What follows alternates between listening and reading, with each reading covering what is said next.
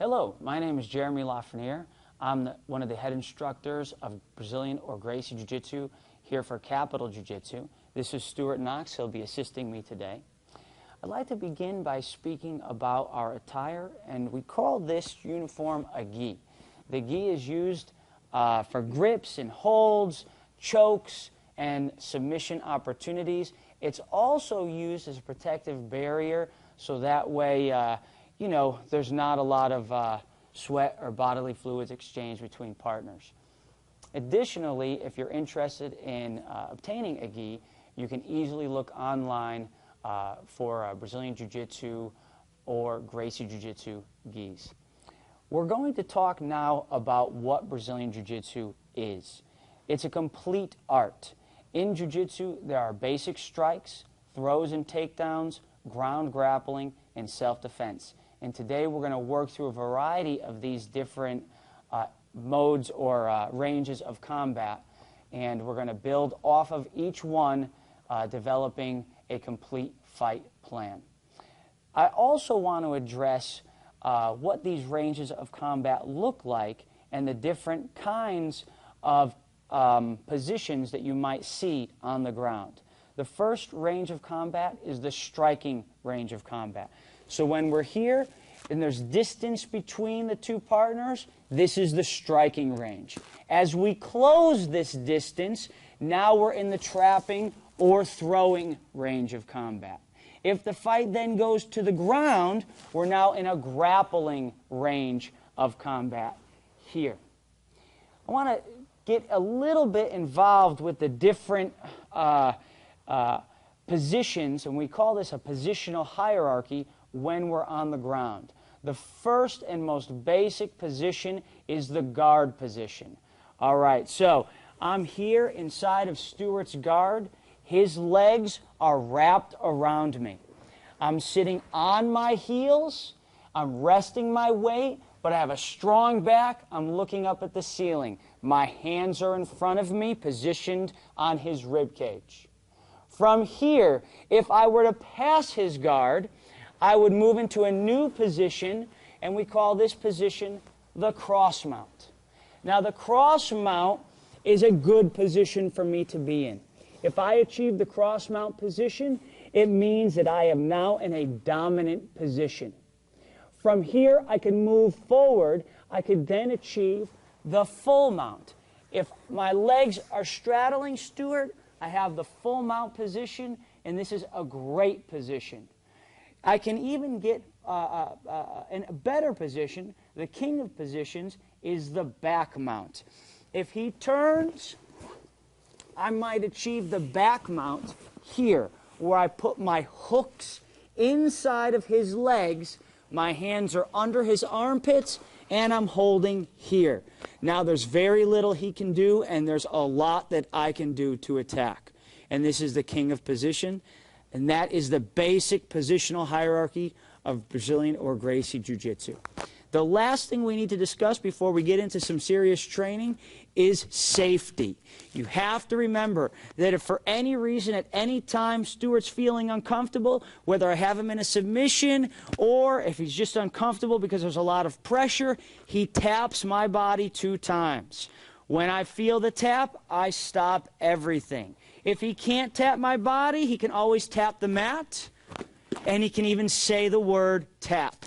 And again, if I hear that or if I feel that, I'm going to stop everything.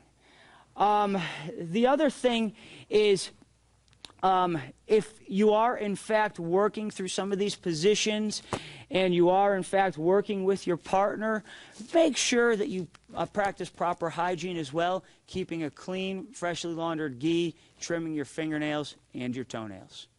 All right, that's it for this discussion. We'll be moving on to some more detailed positions and attacks next.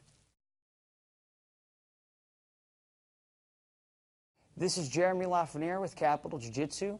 We're now going to be talking about the proper way to stand up or standing up in base. Stuart, as you can see, is sitting on the ground, and this is the Jiu Jitsu sitting posture. You'll notice that his elbow is on his knee, his hand is behind him, and it's a very comfortable sitting posture. The thing is, when I'm moving towards him, or if I'm trying to get a hold of him, it's an ideal sitting posture for self-defense. Watch, as I move towards him, he then stands up, and we call that standing up in base. Again, back on the ground in our jiu-jitsu sitting posture. So, anytime somebody's moving towards us, we want to stand up in this proper way, standing up in base. Notice also that when he stands up, again, and when I say freeze, I want you to freeze your movement. Go ahead, stand up and freeze right here. Notice how he's creating, continue pulling your leg out, a triangulated base. Think about a football player on the line. Even if I did move close very quickly, his triangulated base is a strong foundation. So it's going to keep him from getting moved around, or at least minimize the possibility of him getting thrown to the ground. He keeps his arm forward, so it helps him minimize the possibility of receiving strikes. But the goal is to stand up before I actually get close enough to him. All right, so one more time. So as I'm moving forward, a good jiu-jitsu practitioner always stands up in base. All right, that's the end of this discussion.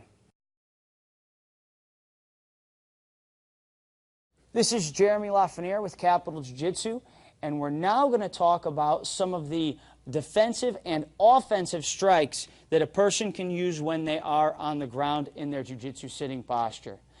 If I move close to Stuart quickly, then what he can do is he can use a strike, a kick, to back me up, allowing him to then stand up in base. So I move in quickly. Yes, he can use that kick to back me up, allowing him to stand up in base. Notice also how his hand is up, protecting his face the whole time. And notice also how he used his hip to push into that kick. He did not keep his hips static on the ground. So when I'm here and I'm moving in, he uses his hips and his foot. He uses that kick to push me away, allowing him to stand up in base. It's actually on the recoil of that kick that he then stands up in base. One more time. So here we go. I move in, kick, recoil, stands up in base. Now, as he's on the ground, if I move in very quickly, he can then go to his back. So if I'm over here and I close the distance very quickly, he can go to his back. Now when he's on his back, he can use both legs as weapons in order to back me up or actually damage me. He's going to be aiming for the knees and the chin, ideally. So as I move in very quickly, he's in his jiu-jitsu sitting posture. He then goes right to his back. He uses his feet to punish me. I'm either going to back up or I'm going to be injured. He then sits up and stands up in base. Ultimately, we want to get up so we can get away. All right, that's the end of this discussion. This is Jeremy Lafreniere with Capital Jiu-Jitsu, and we are now going to get into the striking range of combat. I'm here with Stuart. As I begin to close the distance, he stands up in base. Now, he's standing and I'm standing. I haven't continued closing the distance. He hasn't closed the distance on me. That space means we are in a striking range of combat. If I'm in the striking range of combat with Stuart, then we can utilize some basic strikes, primarily the jab and the cross strike, to begin to punish or injure our opponent. The jab strike is delivered like this. Notice how the hands are up in front of the face, the elbows are down, protecting the body. The jab strike is the strike that's led with the lead shoulder. When he throws that strike, yes, he throws it straight. He pivots slightly on his foot, and it's the two knuckles here that actually make contact with the opponent's body. When he throws a strike, he pulls it back just as fast as he throws it. So if we're here in the striking range of combat, Stuart can then utilize the jab strike. Good. He can also utilize the cross, also called a straight. Now, in the cross strike, you'll notice that that's the power hand, all right? And it's also delivered with the power shoulder through the hips and through the foot, which means he needs to begin that movement with the foot. The foot is what generates the beginning of that power, travels through the hip, out the shoulder, and through the hand. It's also a straight punch. So from here, Stuart's going to demonstrate that cross. Also, these two knuckles are what's making contact with the opponent. All right, you can see as he's moving, the foot turns, the hip moves out the shoulder and through the knuckles. He brings that fist back as fast as he throws it out. I want to mention one more time, the hands are up protecting the face, the elbows are down against the body.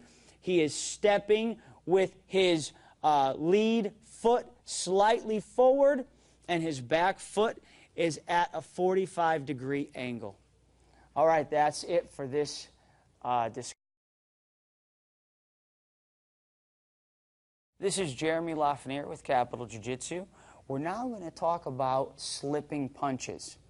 So, we're in a striking range of combat. Ultimately, I would like to close the distance, especially if I'm up against somebody who's much larger or much stronger than me. By closing the distance, I'm going to minimize the attack opportunities that he has. When he throws that jab, go ahead, throw it. My goal is to use that as an opportunity to move forward. All right, I'm going to follow that jab right back to his body. He throws that jab, and I'm going to move forward. Before I move forward, though, I have to set myself up to move forward without getting hit. And the way I do that is I'm going to turn this shoulder to protect my jaw, and my hand goes up to protect my face. Think about it like this. I'm using my left hand to reach into my pocket, the far pocket. My right hand goes up to protect my face. A common mistake is that people push the hand out of the way. That's not something that we're going to do. So from here, he throws that jab, and I'm here, reaching into the pocket, protecting my face, and moving forward, slipping the punch. So we're here, he goes, and so do I. I'm going to close that distance. When I close the distance, now I'm going to get into a clinch. My hands are going to wrap around his body. I'm going to take the blade of my forearm and I'm going to slice up and into his floating rib on the far side of his body like this. My ear goes against his shoulder and my shoulder is up underneath his armpit tight. My elbow is down. This is the position that I want to end up in.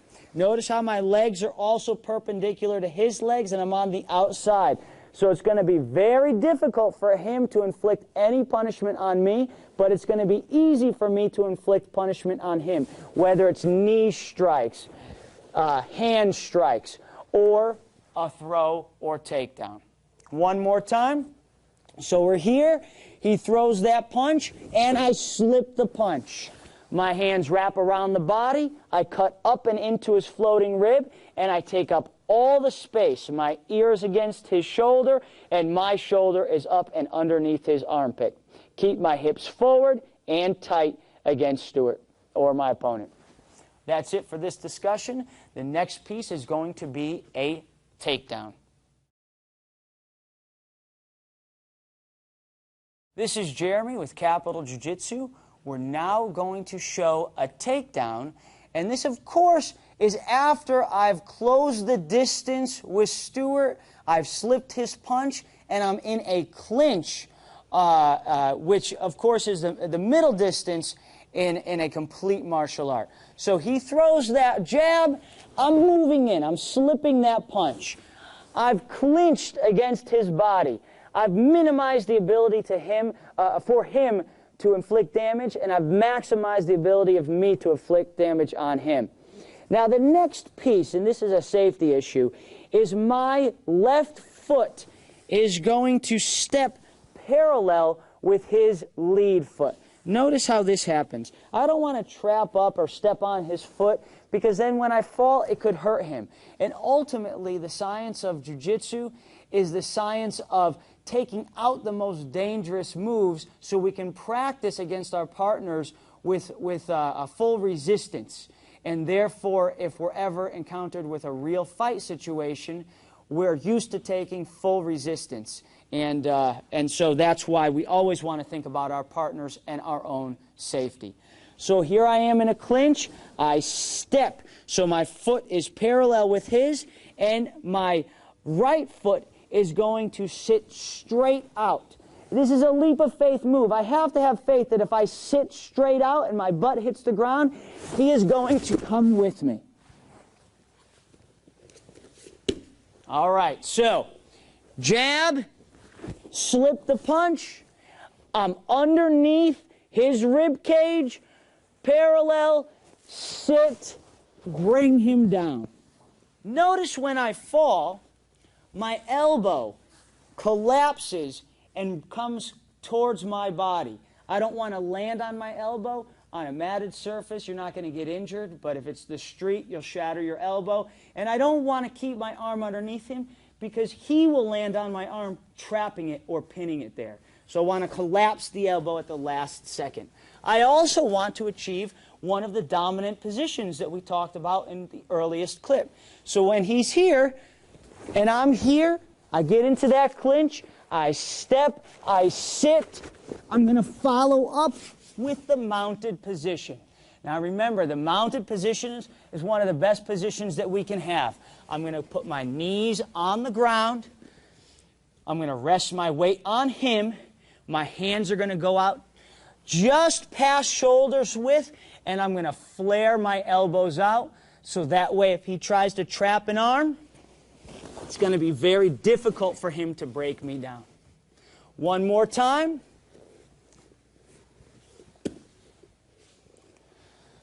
He throws that jab, slip the punch, wrap, step, and sit.